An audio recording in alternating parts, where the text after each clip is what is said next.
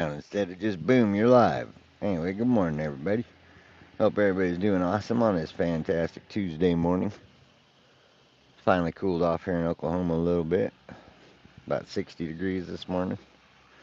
So, anyway, been doing some deep diving into some Cabbage Patch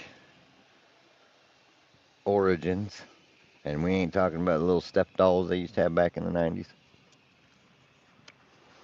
You guys haven't seen the uh, Universe Inside You channel just made a movie with the assistance of AI about the babies that come from the Cabbage Patch, which I had seen before, as well as the stuff on the orphan trains, which is all pretty interesting. But I still haven't quite had the chance to look more into it outside of videos. I personally have not seen any of the postcards that they've come across. Um, the only thing from that time frame that I've seen, like personally with my own eyes, is one of the World's Fair posters, and that was amazing. That was over in Oregon at some antique shop, but they wanted like $200 for it, and a fair price, and it was well worth it. But I didn't have the cash at the time to get it. But that's what we're going after, and I don't know how much truth there is. There's a lot of stuff that points to that somehow they were able to birth or have kids from a Cabbage Patch, and they were selling them back in the day. Now, whether or not they actually came from the Cabbage Patch, I have no idea. Um, whether or not they have any credence. I know that those orphan trains and the baby incubators have been shown in many photos, and those kind of start to add up. And then when you look at how all the insane asylums got turned into schools or orphanages after the fact, after they put everybody that didn't fall in line in the insane asylums, which, I mean, what better way to delete history than lock everybody up that knew it? And it's pretty, it does not surprise me, unfortunately. Anyway, as far as the main big conspiracy that'll wake everyone up, they are talking about doing the final experiment in December at some point to prove it with a 24-hour sun in Antarctica, which they're going to use some kind of sun simulator from what I've heard. And yeah, that's going to be something special, all right. But anyway, we're going to keep going and keep bringing it up. And like I said before, once you go flat, you don't go back. When I first admitted to myself that I did believe that we don't live in a space ball spinning out of control in three different ways, going Mach 88, it took a while. Like, I realized it, but it still took me about a year to actually say it out loud and to admit it instead of worrying about what everybody else thought. And then when I did that, anyhow, there was about 120,000 people using that app, the Flat Earth or the FE Zodiac Clock app, I think is what it's called. It's by Blue Water Bay. It's available on both Android and iOS. And no, I don't get a kickback. I don't even. I think I have a referral code. It's Anontesla, but so far nobody's joined because of me. Been thinking about gifting a few memberships to people because it's worth it. You can get the app itself. I think it's $3 for just the app, or you can do the one with the private chat that's inside the app to where you can talk to the other members of the app, and then it's like $12 a year.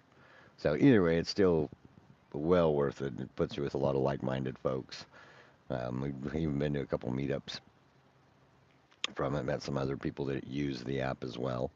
Uh, one of my homies from Massachusetts, Jesse. He organizes them here in the Oklahoma area, but he's awesome, truly awesome. I wish him and his wife the best. They're amazing people and diligent.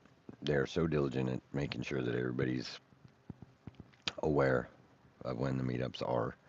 And then I think the biggest one I went to, there were like 14, 15 people, and it was just on a weekend evening, but it was fun. There were quite a few couples there and a few other people that weren't in or weren't with anybody, at least at the time. But it was a lot of fun, and it's nice to be able to sit with folks and know that you have the same interests and that you're not they're not they're not thinking you're crazy just because what you're talking about, which is nice. Then you get some guys that are still on the fence that are just barely waking up to everything. And I tell you what, if you're even curious about it or you got a little bit of doubt, put it this way: if you think that the moon landing is faked, but you believe them on everything else, why do you believe them on everything else? If somebody lied to you about one thing, do you normally trust them again and say, here's another fucking $60 million a week or a day? Like, it's crazy. You take the NASA's budget and you divide it by the 365 days. NASA alone could cure poverty in our country with a fraction of their budget. A fraction. But we're too busy looking at paintings and putting dune buggies in sets and saying that they're on the moon. That's another one that really kind of irritated the shit out of me, man. I used to really care. I liked Joe Rogan a lot. And then I liked him since Fear Factor, like old school. Wasn't because of MMA or none of that. It was because of Fear Factor. And I had watched the Joe Rogan Experience quite a few times and loved it. Always left a review, she liked it, shared it. You know, it's stuff to help it get even bigger. I know he's huge, but he hasn't always been. But then when he had the guy on, and I don't even remember who the guy was, but Joe Rogan told him, he said, "Man," he goes, "if you can show me a UFO," he's like, "I'll lie to my own mother. I'll fall right in line." And right after that episode, he changed his opinion on the moon landing. And then he said he changed it because of Neil deGrasse Tyson, which we already know that Neil deGrasse Tyson is an actor. He's not. If anything, he's a theoretical physicist. Which do you guys need to look up what a theoretical physicist is? Talk about, boy, did I get in the wrong field. You can sit there and just make shit up and get paid for it. It's theories, all of it. That's why they're off by 90%. Even they'll tell you that that's the reason. Even Mikhail or Michu Picchu, what? The white-haired Asian guy, Mikhail Kakuchi. Yeah, you know who I'm talking about. Anyhow, he's always on Nat Geo and a bunch of other stuff when it comes to NASA. Michio Kaku or something like that. Anyhow, just in normal life, you don't let somebody continuously lie to you. And if you do, I'm sorry, then you need to grow a backbone